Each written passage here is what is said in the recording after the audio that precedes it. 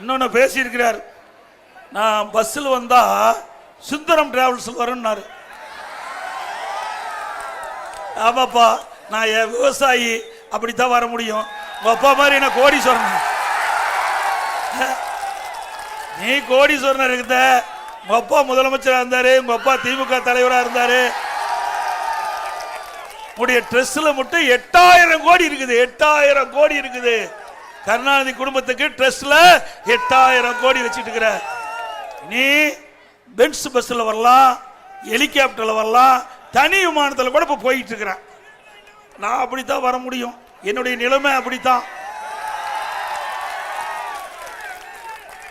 நாட்டு நடப்பு பேசுனா, நாட்டு நடப்பு பேசுன்னு சொன்னா நான் வர்ற பஸ்ஸை பத்தி பேசிட்டு இருக்க.